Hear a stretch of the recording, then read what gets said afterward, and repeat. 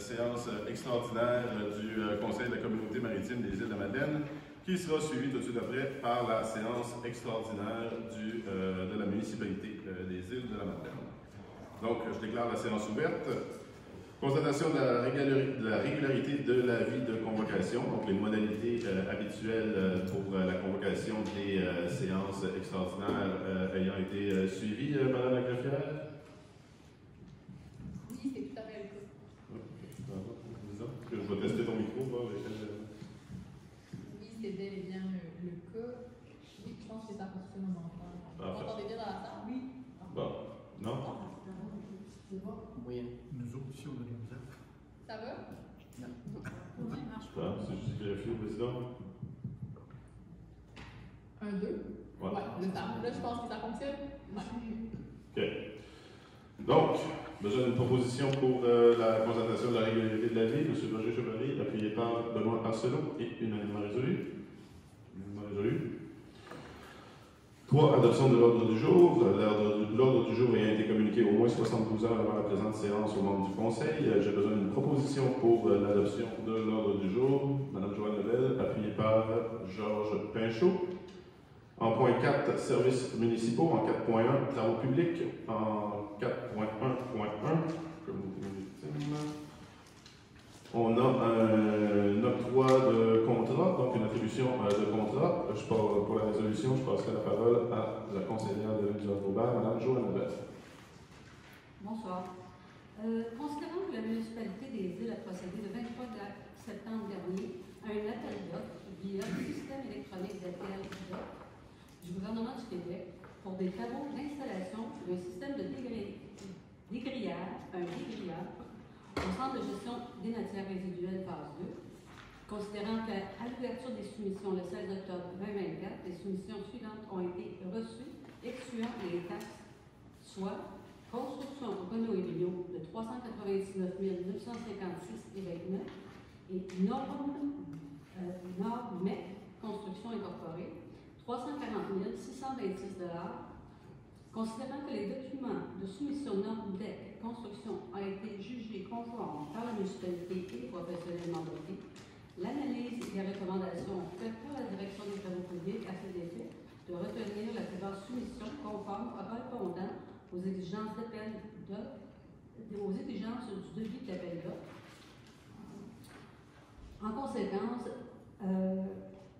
une proposition d'octroyer le contrat de Normandec Construction Incorporée pour un montant de 340 626 $, excluant les taxes, pour la réalisation des travaux d'installation du système du dégrilleur au CGNR phase 2, conformément aux termes de l'appel d'offres AO-497.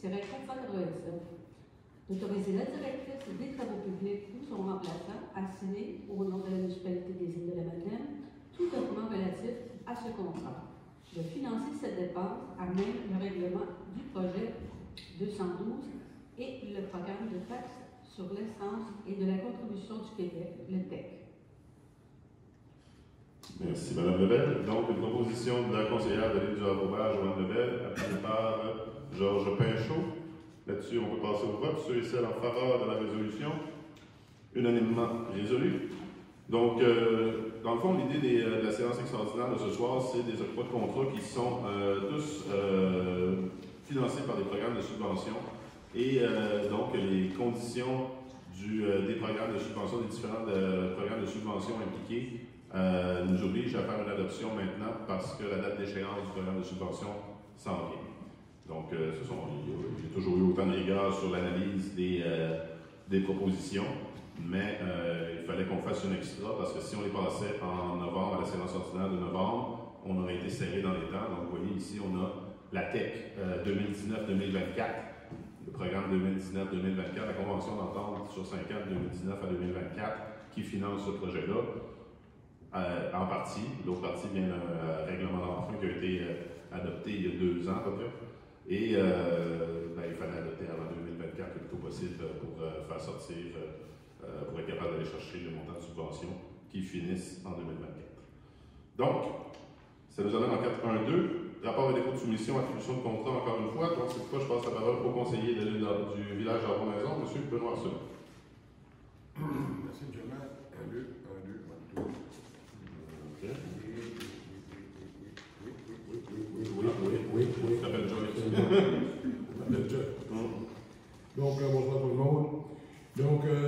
municipalité des Îles de la Madeleine a procédé le 11 octobre dernier à un appel d'offres public via le système électronique d'appel d'offres CAO pour le transport et la disposition des sacs de déchets entreposés au centre de gestion des matières résiduelles, donc le CGMA.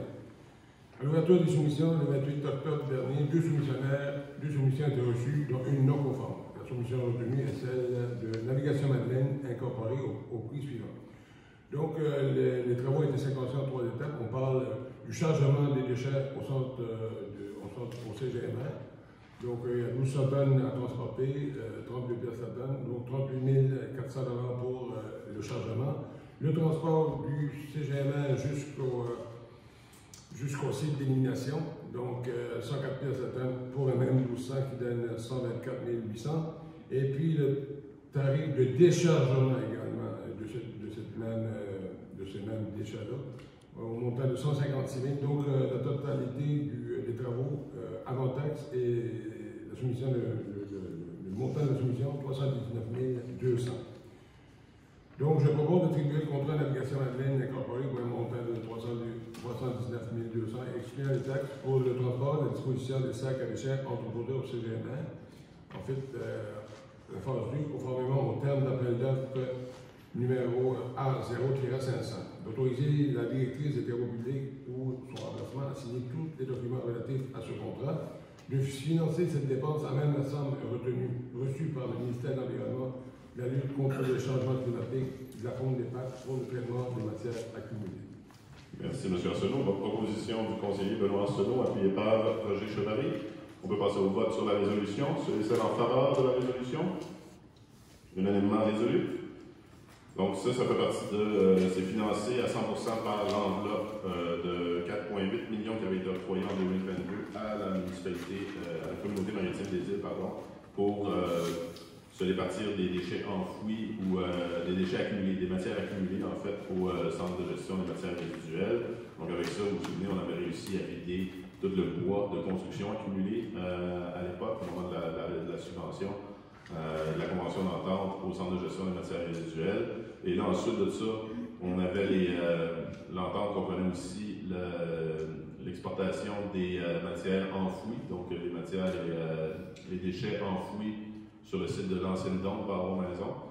Et écoutez, il y avait plus de déchets que prévu, il y avait l'augmentation des coûts au fil des dernières années, donc ça nous a permis de faire à peu près le tiers des déchets enfouis jusqu'à l'épuisement de l'enveloppe.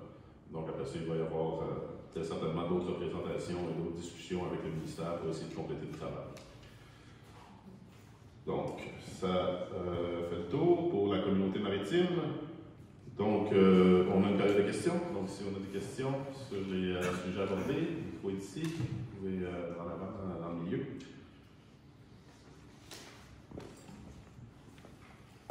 Bonsoir. Bonsoir. Bonsoir. 1, 2. Allô, allô, allô? Oui, 1, 2. 1, 2. Ouais. Vous m'entendez? Oui. Oui, OK. Je voulais savoir, les sacs que vous transportez, ça contient quoi? Les sacs de déchets? Oui. Ben, c'est tous des déchets de l'ancienne dompe. C'est pas elle-même, c'est l'ancienne dompe. Vous vous souvenez, là, il y avait une dompe à vos maisons dans le temps. Là. OK. Puis, c'est comme la poubelle noire. Là. Oui, c'est l'équivalent de ça. Il n'y a pas de tri là-dedans. Non, il n'y a pas de tri là-dedans. Bon, c'est bien.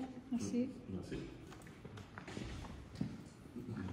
Donc, s'il n'y a pas d'autres questions, proposition pour la clôture de la séance, M. Hugues Lafrance, appuyé par Roger Chevalier.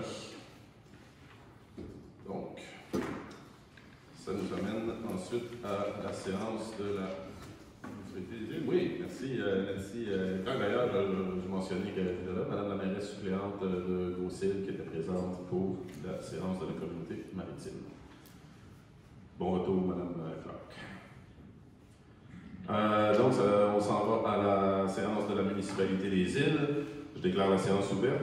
En point 2, la constatation de la régularité de la vie de convocation. Donc, même chose que tout à l'heure, les modalités habituelles, normales pour la convocation de séances extraordinaires ont été respectées en bonne et due forme, Mme la greffière? C'est bel et bien le cas. Merci beaucoup. Donc, besoin d'une proposition pour la constatation de la régularité de la vie de convocation, Mme Joanne Lebel, appuyée par Benoît Arsenault. En point 3, l'adoption de l'ordre du jour. Donc, l'ordre du jour ayant été communiqué aux membres du Conseil au moins 72 heures avant la présente séance. J'ai besoin d'une proposition. M. Roger Chevalier, appuyé par Bernard Richard. Ensuite, en point 4, aux services municipaux. En 4.1, à l'administration. 4.1, dépôt de la déclaration d'intérêt pécuniaire des élus. Dans le fond, c'est quelque chose d'assez normal. C'est chaque année, dans le fond, annuellement, il faut que. Et là, en plus, on avait des nouveaux élus depuis leur dernière élection du scrutin le 8 septembre. Donc, on dépose les avis d'intérêt pécuniaire des élus qui, Mme Lagreffière, vous pouvez confirmer que vous avez bien reçu les déclarations de tout le monde? Oui, effectivement, là, les personnes qui ont été élues nouvellement m'ont fourni une nouvelle déclaration d'intérêt pécuniaire puisqu'ils n'en avaient jamais rempli. Même chose pour les élus qui siégeaient déjà, j'ai reçu une mise à jour de leur déclaration d'intérêt pécuniaire. Ils sont toutes signées en date d'aujourd'hui, donc je confirme que tous les élus m'ont fourni leur déclaration. Merci, Mme Lagreffière. Donc, je vous donne une proposition pour remettre le dépôt de la déclaration d'intérêt pécuniaire. M. Hugues Lafrance, appuyé par Georges Pinchot. C'est un dépôt, donc il n'y a pas besoin de vote. En 4.2, travaux publics. 4.2.1, un octroi de contrat. Je passe la parole au conseiller de Grande Entrée, M. Bernard Richard. Considérant qu'il est nécessaire d'acquérir des véhicules aux fins des activités du service des travaux publics et du service de loisirs, de la culture et de la vie communautaire, considérant que la municipalité s'est inscrite dans le processus de regroupement d'achat de véhicules municipaux du centre d'acquisition gouvernementale pour des véhicules de remplacement prévus au plan de renouvellement présenté au Conseil à l'automne 2023, considérant que les véhicules achetés seront livrés à la municipalité des Îles-de-la-Madeleine suite à l'appel d'offres du centre d'acquisition gouvernementale, je propose d'accéder l'offre du centre d'acquisition gouvernementale pour l'acquisition des véhicules suivants.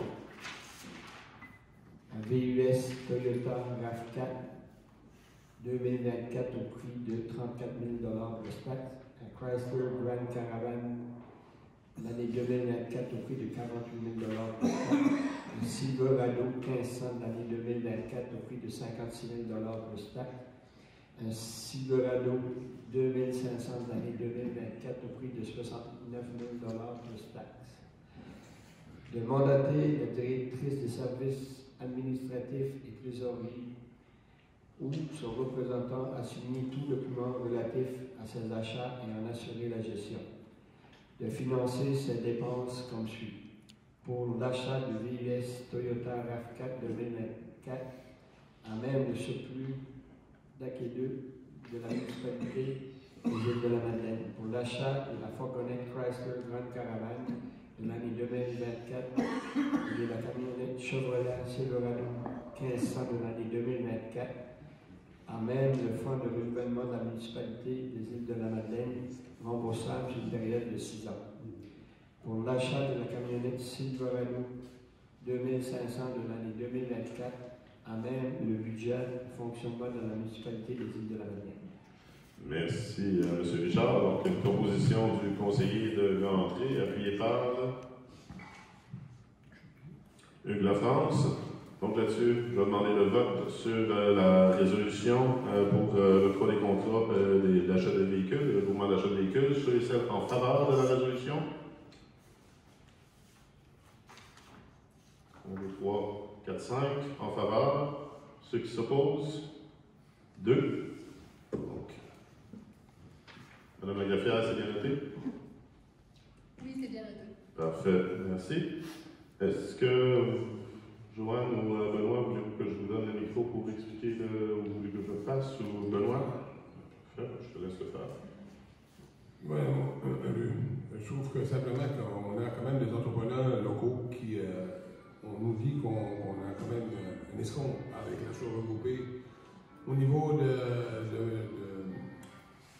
l'acquisition. Oui, c'est ça. Le centre d'acquisition. Le centre d'acquisition, voilà. Sauf que je persiste et je signe qu'on a quand même des entrepreneurs qui vendent des véhicules et qui font l'entretien des véhicules ici sur le territoire des Îles-de-la-Madeleine. Donc, à mon avis, c'est un non-sens. Donc, c'est pour ça que je suis en désaccord de cette proposition. Parfait. Mme Lebel, C'est la même chose pour moi. ça rejoint. Bon, voilà.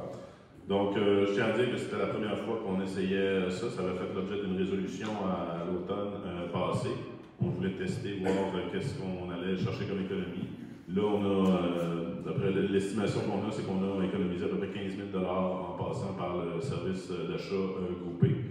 Puis, je pense qu'on est assez d'accord autour de la table tout à l'heure de dire que pour cette fois-là, on va aller jusqu'au bout de la démarche pour l'achat de ces véhicules-là qui font partie du plan de remplacement des véhicules, mais que malgré l'économie quand même intéressante de 15 000 $ là-dessus, ben effectivement, pour les arguments que M. Arsenault et Mme Lebel ont soulevés autour de la table, ça va être la dernière fois qu'on va s'inscrire au centre d'acquisition gouvernementale pour le regroupement d'achat des véhicules.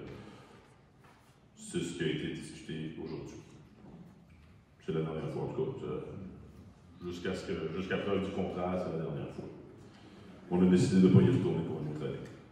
Non seulement ça, la protection de notre marché local, mais aussi parce que, justement, dans le test qu'on a fait, les délais sont très longs. Donc, ça a pris 1 an, là, finalement, grosso modo, avant d'avoir le résultat. On ne peut pas se permettre d'avoir des délais comme ça lorsqu'on fait du remplacement de véhicules, puis de ne pas savoir avant 1 an après s'être inscrit à ça, d'avoir le résultat sans savoir 1 an auparavant qu'est-ce qu'on allait avoir. Donc, manque de prévisibilité et en même temps, soutien à l'économie locale, faire en sorte qu'on n'a pas l'intention de renouveler cette expérience-là. Ça nous amène en 4.3, infrastructure et bureau de projet. 4.3.1, rapport à dépôt de soumission avec une attribution de contrat également. Je passe la parole au conseiller du village étendu-Nord, M. Hugues-Lafrance. Merci. Merci, M. le maire. Bonsoir à tout le monde. Le cadre pour la prévention des sinistres du ministère de la Sécurité publique a autorisé un projet visant la protection du rivage dans le secteur de Gros-Cap, dans le village d'État-du-Nord, pour sécuriser une partie du chemin municipal. Le MSP a financé et fait produire l'analyse de risque du secteur et le concept retenu pour les travaux de protection. Un appel d'offres public a été lancé le 11 octobre dernier avec la documentation technique administrative préparée par la FQM, la Fédération québécoise des municipalités. Pour cette soumission, une seule soumission a été déposée, soit celle des entreprises La Rebelle, et que le prix a été négocié. Quand il y a seulement un soumissionnaire, la municipalité peut aller en négociation avec celui-ci. Et au terme de cette négociation, excusez-moi, le soumissionnaire accepte de revoir son prix à 3 364 813 plus les taxes applicables.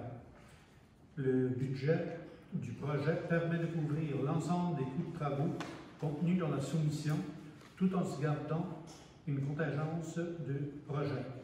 Les travaux doivent être terminés pour le 31 janvier 2025. La municipalité des Îles est toujours en attente de certaines autorisations gouvernementales pour procéder à ces travaux.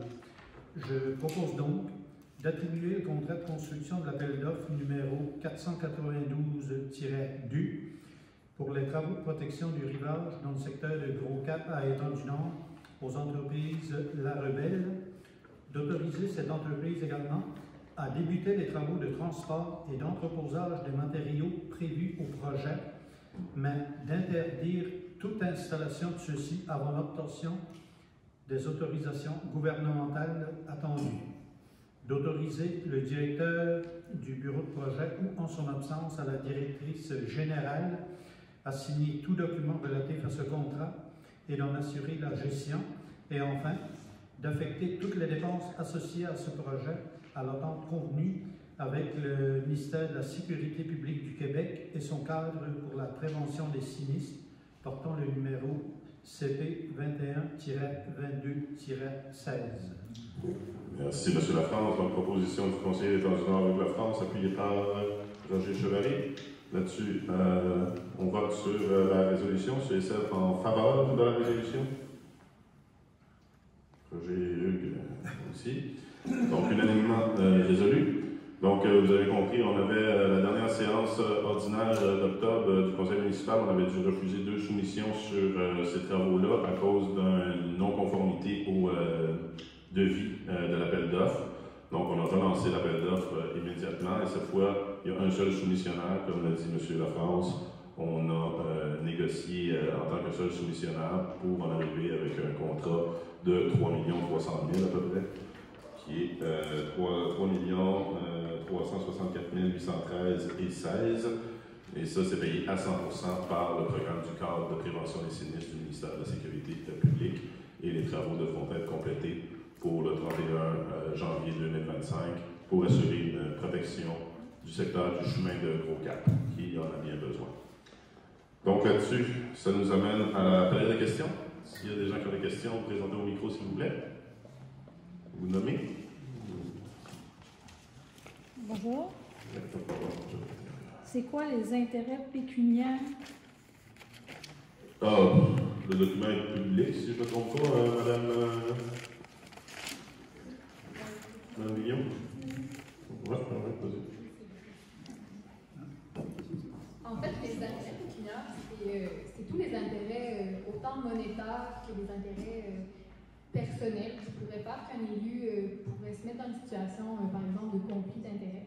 Je vais vous donner un exemple. Par exemple, quand il y a des demandes de dérogation mineure qui sont faites à la municipalité, si un élu, par exemple, a une maison, une propriété pour laquelle il y aurait une demande qui serait faite, faudrait qu'il se retire de la table, puis c'est le genre de choses qui sont inscrites à la déclaration des intérêts pécuniaires. Par exemple, l'adresse de quelqu'un. Si quelqu'un aussi est membre d'un conseil d'administration, on va l'inscrire.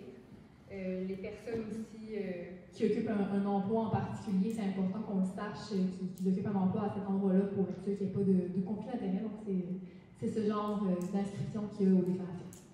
Disons que si j'avais été un actionnaire de la Rebelle, ben, je n'aurais pas pu octroyer un contrat de 300 000 $, à une entreprise dont je suis actionnaire.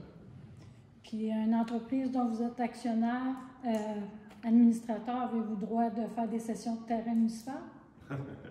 Dans cette condition-là, oui, parce que le siège de l'administration, du conseil d'administration, c'est une corporation de développement immobilier, mais c'est une décision du conseil, oui, c'est régulier dans ce cas-là. Parce que c'est pas moi qui profite du terrain, c'est la corporation qui détient le terrain. Mais c'est dans ma déclaration d'intérêt, c'est inscrit que je suis au CA de la Vague en tant que maire et sur le CA du lycée aussi. Fait que vous n'êtes pas en conflit d'intérêt? Ben, moi, je pense que non.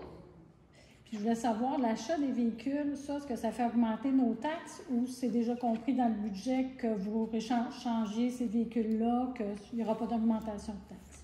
Déjà compris dans le budget. C'est dans le plan de renouvellement des véhicules. Parfait, merci.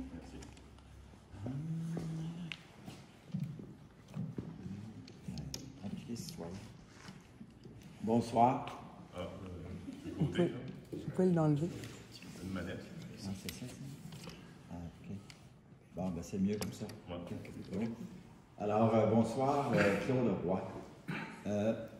Les véhicules qui vont être achetés, c'est pour remplacer certains véhicules de la flotte. On s'entend? J'aimerais savoir, dans un premier temps, qu'est-ce qui va arriver avec les véhicules que vous allez remplacer?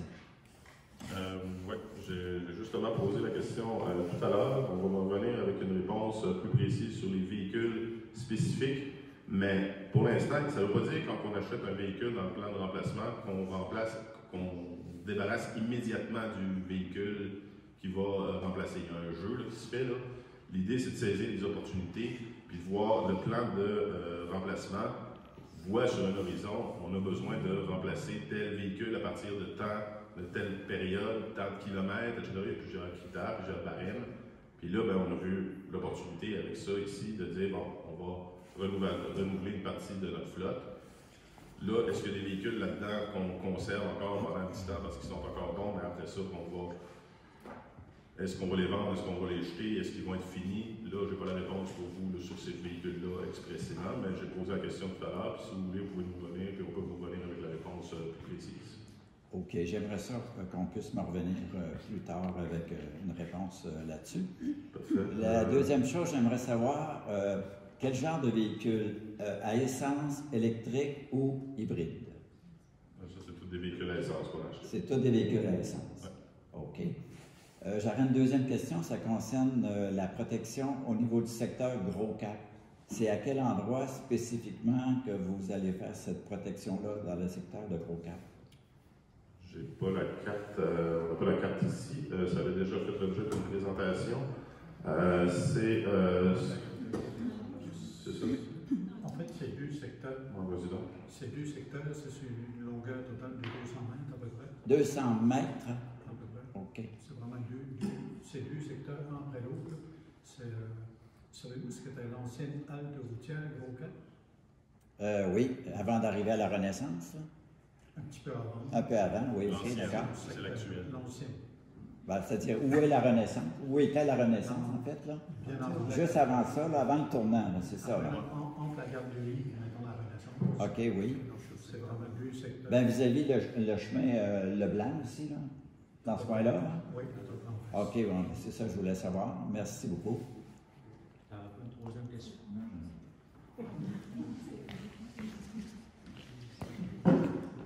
Bonsoir. Jean-Marc Vigneault? Oui. Itinérant aux îles de Madeleine. Oui. Une question, attends un peu, il faut voir que je me mêle. Le bloc d'appartement, pas vous autres, là, qui vont construire, c'est pour les travailleurs de l'étranger seulement? Non. Je ne connais pas de bloc appartement qui se... Bloc, je ne sais pas, peut-être j'ai mal compris. Le 60 logements là, du 6 des îles? Je ne sais pas si c'est 60 ou 12 ou... OK, ben là, il y a plusieurs projets. Là. Il y a le 24 logements de l'OMH dans les beaux quartiers. Il y a un projet de logement aussi à côté de la Légion. On n'a pas de détails encore. OK, bien, va-t-il en construire un pour le monde qui vit l'itinérance aux îles? Bon. Spécifiquement pour l'itinérance, vous savez qu'on a la halte chaleur, donc avec le 6. Et pendant l'été, la municipalité loue des chambres à l'auberge du port pour s'assurer que les gens aient un toit pendant l'été, où on remarque là, vraiment une augmentation du... Après ça, vous avez des organismes comme la Maison de la Masse, qui viennent en aide aux personnes l'action municipale en matière d'itinérance va jusque-là pour l'instant. Donc, on appuie différents organismes aussi qui offrent des services et de l'accompagnement, comme le Carrefour Unité, comme la Maison de la Masse. Je suis là déjà. J'ai vécu dans une tente depuis le mois de mai. Ça fait 5 jours j'ai décampé. Okay. Je suis à Halle de Chaleur, il y a pas. Okay. On sort à 9h le lendemain. C'est de 9 à 9. C'est mieux qu'à rien. C'est mieux qu'à rien. Moi, je suis un travailleur. Okay. Je travaille à Bionley. Oui. J'essaie de me trouver une chambre. Ben, écoutez, on sait qu'il y a une pénurie de logement, puis je ne veux pas minimiser en rien, puis on travaille, c'est une priorité territoriale, une priorité du Conseil d'augmenter l'offre de logement abordable aux îles de Madeleine, justement pour qu'on ait pas d'itinérance ou le moins possible à tout le moins, puis s'assurer que nos citoyens aient les moyens et soient capables d'assumer leurs besoins de base et d'avoir un toit sur la tête. On travaille là-dessus, c'est compliqué, c'est long, mais d'un côté réglementaire, d'un côté budgétaire, mais on a des annonces qui sont faites au niveau de l'OMH, où on a 24 logements avec le quartier qui est amorcé. Le travail se fait. Okay. C'est juste, moi aussi, j'aimerais ça j'aimerais bien que ces projets-là débloquent plus rapidement, mais il y a un processus, on ne peut pas aller plus vite que la machine. Je vous assure qu'on travaille d'arrache-pied l'ensemble des membres du conseil, de l'administration et beaucoup d'autres organismes partenaires, notamment les partenaires du projet de territoire Horizon 2035, Horizon 2025 et bientôt Horizon 2035. C'est dans les priorités territoriales du milieu. Au final, c'est ça qui me frustre. Ça prend des travailleurs de l'extérieur. Ça en apprend. Les autres, ils vont être nourris, logés. Il y a du monde qui vit l'itinérance aussi. J'essaie de comprendre. Peut-être que j'ai rien à comprendre là-dedans. Ça vient me chercher un peu. Ça vient me chercher aussi. Puis on fait vraiment ce qu'on peut pour arriver à atténuer ça et même à faire disparaître ça, idéalement. Je ne suis pas raciste. Pas raciste d'être humain, puis j'étais pas raciste pour le système. Ouais. Je commence à être raciste. Comment un petit peu. OK. Là, je sais pas ça Pour le système, tu sais, la manière, ça essaie de peut-être pas tout comprendre, mais essaie de ne pas être raciste, pas de l'être humain, le système. OK. Ben, tu sais, ce que je peux vous dire, c'est qu'on fait vraiment tout ce qu'on peut. Parce que depuis 2016, je suis revenu aux îles. Puis je suis capable de payer, je travaille, je suis dans la rue. Je suis pas le seul. Non, tu sais. Il y en a pas mal, il y en a qui ont honte de ça. En tout cas, je vais rester calme pareil là-dedans. Là, ça, c'est ça. Il y a le service d'aide à la recherche de logement. Je sais pour ça. Sur le lien, je peux vous diviser. Tu n'es pas au courant de ça, là? Moi, il n'y a personne qui m'informe de ça. OK, ben, je le fais ici maintenant, mais Carrefour Jeunesse Emploi, il y a une ressource qui est là pour accompagner les gens qui cherchent du logement, puis de voir avec eux autres qu'est-ce qu'ils ont comme moyen, comme opportunité, puis d'essayer de trouver quelque chose. Il y a une ressource qui est là à l'année. Donc, il y a des gens. Tu as une question d'âge là-dedans? OK. Parce que moi, j'ai 57 ans. T'as pas, ils vont te faire pareil. OK. Ils vont t'aider pareil. Ah, c'est bon. Ben, pareil, ils vont t'aider. Point. Pareil, ils vont t'aider. Puis je voulais pas braver à rien. Non, ben, vous l'aider. Merci d'être là. Merci beaucoup. Toute l'équipe. Ça fait plaisir. Oui, monsieur France. Monsieur Roy, en réponse à votre question tantôt, pour le projet Gros Cap, si vous allez sur le site de la municipalité, vous avez juste à marquer, je viens d'aller voir, c'est pas poli de façon en réunion, mais je me suis permis de le faire pour vous. Vous avez juste à taper projet de protection du chemin Gros Cap et tout le projet est détaillé. Merci. Et on a eu une consultation publique, il y a peut-être un mois et demi de ça à peine. Okay. Si vous allez sur le site de la municipalité, vous allez tout voir pour ce projet. Merci, monsieur. Et c'est pas plus poli que toi. Moi aussi, je reçois des informations live pour des compléments de réponse. Madame Claret, je pense que plutôt que des textes, je vais te laisser répondre. Bien, concernant les véhicules, en fait, c'est que c'est 3 remplacements. Il y a un nouveau, puis la vente en appel d'offres sera dans l'info municipale pour les anciens véhicules au mois de décembre. Donc, on a eu la réponse en même temps. Je vais la transmettre. Bon, super. Ouais, il y a un petit délai, là. Tout le monde a eu sa réponse, c'est parfait. Presque tout le monde. J'ai une question pour le prix en note aussi. Non, c'est tout. C'est bon. All right, on a répondu à toute la date. Monsieur Poirier. Bonsoir. Oui, Jacques Poirier. Je me demandais, le Bellevue, les chambres qui ont été réservées pour cet été, c'est quoi le pourcentage d'occupation qu'il y a eu? C'est une bonne question. Il me semble qu'on avait eu un retour là-dessus, mais en fait, on n'a pas de retour encore. Hein? OK, on attend un retour là-dessus, effectivement, puis pas trop, on va revenir avec la réponse là-dessus. Il faut savoir que, justement, parce que le retour, c'est important qu'on l'ait, parce que c'est là-dessus qu'on va se baser pour l'année prochaine, pour évaluer notre besoin. Oui, OK, parfait. Deuxième question. Est-ce que vous avez le nombre de logements à l'heure actuelle que ça prendrait pour combler les besoins des gens qui vivent déjà aux îles? On a une étude, là, je n'ai pas le chiffre par cœur, vous m'excusez, mais beaucoup de chiffres dans la tête. Mais oui, on a une évaluation qui a été faite. Il y avait une étude qui avait été faite par l'urbaniste Jean-François Vachon en 2019 et qui disait qu'à l'époque, on avait 2021, pardon, et qui disait que d'ici 2025, on avait besoin de 200 nouveaux logements, 200 quelque chose. Et ensuite de ça, on a une mise à jour de cette étude-là qui a été réalisée tout récemment. Donc, on pourra revenir avec. On est en train justement de gérer tout ça et de voir juste l'arrimer avec nos projets en habitation, avec les projets en habitation et pas juste nous autres. Voire même aussi de regarder aussi qu'est-ce qui a été construit, parce que quand tu dis qu'il te manque des logements, quelqu'un qui se construit une maison, ça compte là-dedans aussi. Donc, on est en train d'arriver tout ça. Puis oui, ça va faire, clairement, ça va faire quelque chose, ça va faire l'objet de quelque chose de public, ce sera-tu nous, ce sera-tu l'équipe de développement social dans une journée thématique logement comme il y a déjà eu, qu'on va pouvoir mettre à jour cette donnée-là. Pour l'instant, je ne veux pas être plus précis, là, mais... OK, parfait. Puis, non, ça compte. Merci. Merci. Oui. Tant qu'à parler des logements, je voulais savoir, il n'y a pas présentement projet sur des loyers à prix modique pour les gens comme le monsieur là, qui est venu nous parler. Là. Présentement, il n'y a pas de ça. Là. Pour l'instant, les projets dont on a dévoilés, on parle de projets abordables. Des loyers modiques, bon, la définition est. C'est selon le revenu à prix modique, là, comme il y a en face de la polyvalente et tout ça? Oui, c'est ça. Ça, c'est la municipalité qui a développé ça? C'est l'Office municipal d'habitation. Donc, c'est un organisme à part, qui n'est pas la municipalité, mais qui est l'extension. C'est eux qui font les loyers pour les autistes? Là? Non. C'est les mêmes? Non. C'est un autre. C'est un autre. Moi, je suis toute mélangée là-dedans. Oui, mais trop. Ça, c'est le Fort des Îles, là, dans l'écoquartier, c'est des appartements.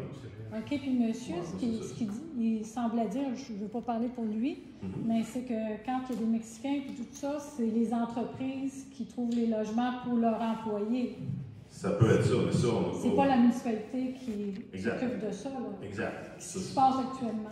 Ben, si on voit, s'il y a un entrepreneur qui va construire ou acquérir, par exemple, des immeubles à logement pour ses employés, ça, la municipalité n'a pas de droit de regard là-dessus. Un entrepreneur qui se construit une maison ou un édifice à logement pour loger ses employeurs a le droit de le faire. Ben, il y a des critères, il y a un cadre, permis, zonage, etc.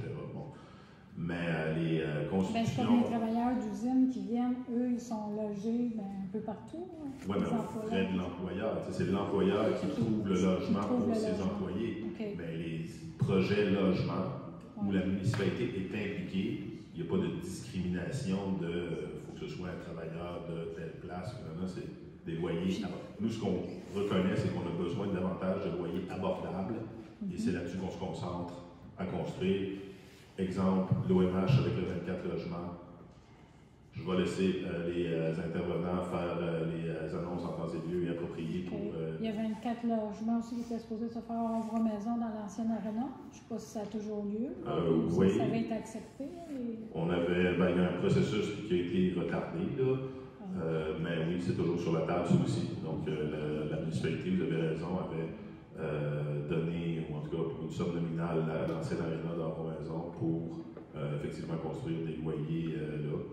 Donc, tout ça, c'est en place. Il y en avait 24 en cours, là, parce que j'étais venue aux réunions là, qui étaient acceptées. Non, il y avait 24.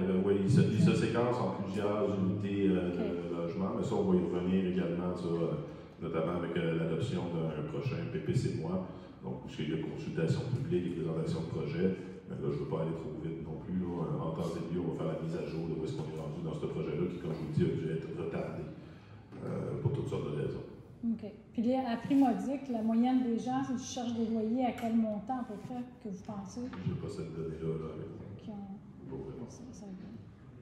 OK. Mais le loyer modique, habituellement, c'est 25 de ton revenu. Donc, ton loyer est calculé là-dessus dans le modique. Et dans l'abordable, le calcul se fait sur la base du marché qu'il y a sur un secteur. Là, je ne me souviens plus exactement pour un 3,5, pour un 4,5. C'est quoi exactement la ligne du loyer abordable là, en ce moment pour les îles de la Madeleine. Mais l'idée, c'est que ce soit quand même en dessous du marché locatif. Pas évident avec le coût des matériels, hein? Non, c'est pas évident. Parce que les entreprises privées ne se lancent pas là-dedans, là, à faire des loyers. Ça dépend lesquels, là, mais on y arrive. On va y arriver. Merci. Merci. Rebelle? Bonsoir. Il y en a qui montent, on a qui descendent, donc, excusez. C'est juste une suggestion. Quand j'ai écouté monsieur parler, je me disais que l'office municipal, à ce moment-là, puis les logements à prix modique, on pourrait peut-être penser à faire des 1,5. On n'est pas obligé d'avoir des 3,5, des 4,5. La résidence Plaisance a plein de 1,5 à louer, puis ils sont tous loués. Je pense qu'une personne qui est dans la rue, je pense qu'une chambre avec une petite cuisine, puis une douche, puis une salle de bain, ça combien? C'est quel critère, ça? C'est l'OMH, dans le fond, travaille avec la Société d'habitation du Québec, qui va te dire, bon, selon notre étude des besoins sur le territoire, on te donne l'autorisation de construire des 3,5, des 4,5, des 2,5. Donc, c'est pas juste l'OMH qui peut construire n'importe quel logement. C'est pas eux qui décident tout seul. Est-ce que c'est possible de construire des 1,5? Peut-être. Je ne connais pas le fin détail, mais c'est ça. Parce que je pense qu'à ce moment-là, le prix serait beaucoup plus abordable. Bien, il y a des normes et des critères imposés par la SHQ sur les études d'études. Parce que je me dis, pour le même nombre de pieds carrés, des fois, tu peux doubler le nombre d'hébergements. Je vais vous donner un exemple, à un moment donné, pour le programme d'habitation abordable du Québec, qui a remplacé Accès Logis. À un moment donné, pour la région administrative Gaspésie-les-Îles, je pense qu'ils nous avaient enlevé les 4,5 ou les 3,5. Fait que c'est avec quelques maires de la région qu'on a été parler à la ministre et au cabinet de la ministre Duranceau. Puis qu'on a dit là, je ne sais pas sur quoi vous avez basé vos calculs, mais nous, sur le terrain, on peut vous dire qu'on en a besoin de 4,5. Puis on a eu la permission de faire les 4,5 dans les projets FAC, les projets. Fait que là, je sais qu'il y a des critères. Ah, tu as trouvé la. Bon, c'est vraiment la journée des. La journée des mises à jour. Merci, vous êtes des recherchistes autour de moi. Par contre, c'est à nous autres de sortir ça au public. Mais ouais, Jackie, c'était la réponse à ta question sur les besoins en logement. Donc, déficit actuel en logements sociaux et communautaires, on parle de 90. Estimation des besoins en logements sociaux et communautaires d'ici 2031, 181.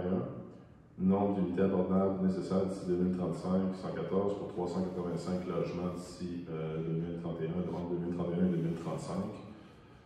Donc ça, c'est une présentation qu'on a eue à l'interne, mais bon, en scoop, on vous donne des résultats préliminaires, tout le moins. Donc, on parle à peu près entre 350 et 400 logements nécessaires d'ici 2031 et 2035, d'après ce qu'on voit. Merci. Oui. Oui, une petite dernière question. La maison qui appartient à la municipalité, est-ce qu'elle est occupée en ce moment? Bonne question. Il y avait, je sais qu'il y a une entente de location avec le cégep. Est-ce qu'il y a physiquement des gens dedans?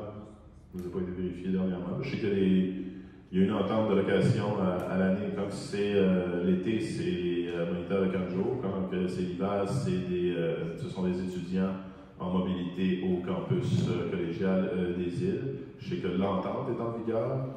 Je sais qu'il y a des étudiants au campus qui sont en mobilité, mais est-ce que...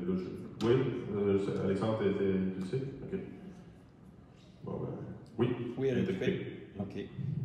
Ça fait bien du sens, ça, non? Quand on dit qu'il y a une entente, ça veut dire que le cégep paye pour cette maison-là 9 mois par année, mettons. Je ne sais pas le détail de combien de mois, là, mais oui, une entente que de tel mois à tel mois, c'est eux autres qui payent tel montant. Je ne sais pas le détail, là, mais il y a un montant qui est signé. Après ça, s'ils l'occupent, pas, ça les regarde, mais nous, on a un montant avec eux autres. On a une entente avec eux autres. OK. Le montant, c'est-tu public, ça? Tu avoir l'accès à l'information? Oui, c'est ça. Demande l'accès à l'information, s'il vous plaît.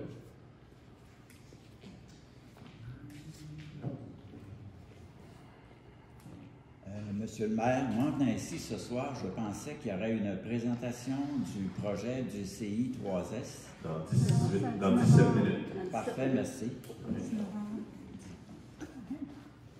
C'est bon? S'il n'y a plus d'autres questions à ce moment-là, je peux prendre une proposition pour la clôture de la séance. Roger, appuyé par Bernard. Donc, merci tout le monde.